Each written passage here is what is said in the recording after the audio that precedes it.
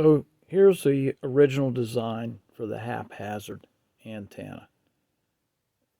It's a nice design, but I always thought it was a little bit hokey for the haphazard astronaut.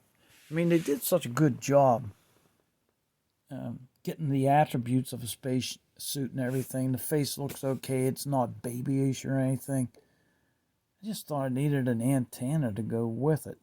So I grabbed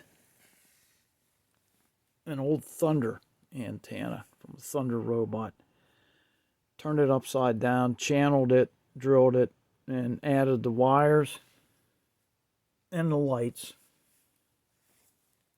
This is what we have.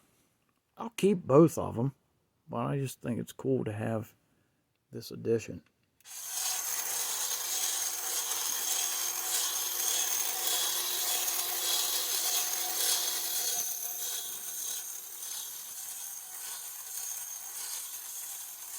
There you have it.